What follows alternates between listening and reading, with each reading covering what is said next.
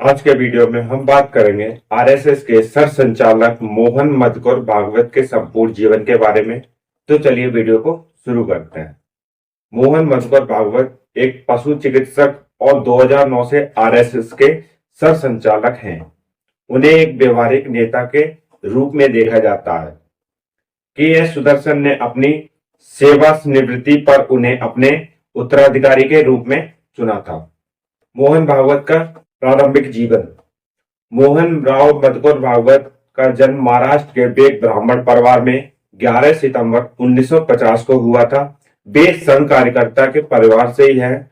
उनके पिता मधुकर राव भागवत चंद्रपुर क्षेत्र के प्रमुख थे, जिन्होंने गुजरात के प्रांत प्रचार के रूप में कार्य किया था।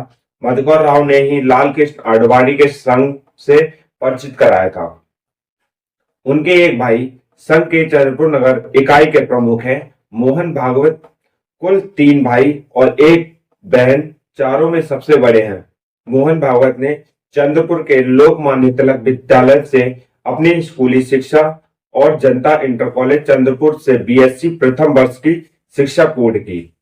उन्होंने पंजाब राव कृषि विद्यापीठ अकोला से पशु चिकित्सा और पशुपालन में स्नातक की उपाधि प्राप्त की।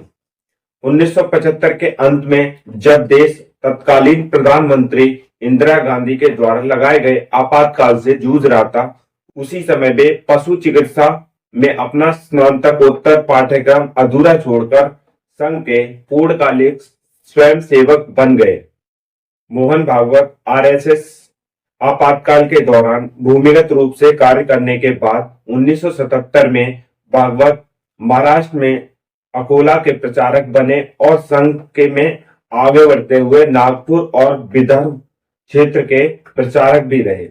1991 में वे संघ के स्वयं सेवकों के शारीरिक प्रशिक्षण कार्यक्रम में अखिल भारतीय प्रमुख बने और उन्होंने 1999 तक इस दायित्व का निर्वहन किया। उसी वर्ष उन्हें एक वर्ष के लिए पूरे देश में पूर्णकालिक रूप से कार्य कर रहे संघ के सभी प्रचारकों का प्रमुख बनाया गया। वर्ष 2000 में जब राजेंद्र सिंह ने स्वास्थ्य संबंधित कारणों से संघ प्रमुख और सर कार्यवाह का दायित्व छोड़ने का निश्चय किया, तब के एस सुदर्शन ने संघ का नया प्रमुख चुना गए और मोहन भागवत 3 वर्ष के लिए संघ के सर कार्यवाह चुने गए। 21 मार्च 2009 को मोहन भागवत संघ के सर संचालक मनोनीत हुए। वे अविवाहित हैं तथा उन्होंने भारत और विदेशों में व्यापक भ्रमण किया। वे राष्ट्रीय सेवा संघ के प्रमुख चुने जाने वाले सबसे कम आयु के व्यक्तियों में से एक है। उन्हें एक स्पष्टवादी, व्यवहारिक और दलगत राजनीतिक के संघ को दूर रखने के लिए एक स्पष्ट दृष्टिकोण के लिए जाना जाता है। मोहन भागवत के विचार। मोहन भागवत को एक व्यवहारिक नेता के रूप में देखा जाता है।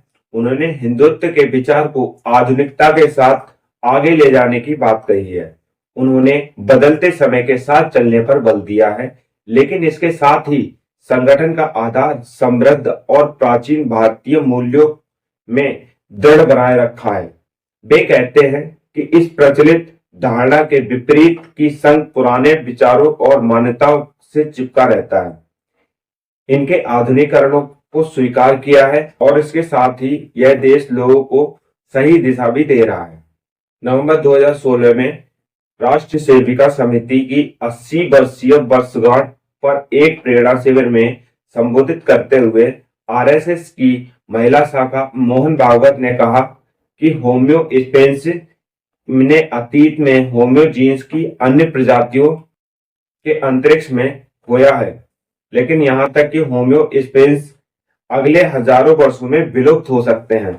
सितंबर 2018 में मोहन भागवत ने कहा कि आरएसएस के माधव सदाशिव गोलवलकर के बंच ऑफ थॉट्स के कुछ हिस्से को छोड़ दिया है, जो वर्तमान परिस्थितियों के लिए प्रासंगिक नहीं है। हिंदू समाज में जातीय असमानताओं पर के सवाल पर भागवत ने कहा कि अस्पृश्यता के लिए कोई स्थान नहीं होना चाहिए।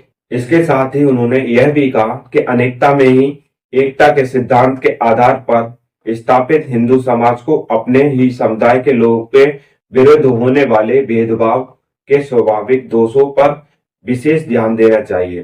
केवल यही नहीं, अपितु इस समुदाय के लोगों को समाज में प्रचलित इस तरह से के भेदभावपूर्ण रवैये को दूर करने का प्रयास भी करना चाहिए तथा इनकी शुरुआत प्रत्येक हिंदू के घर से होनी चाहिए।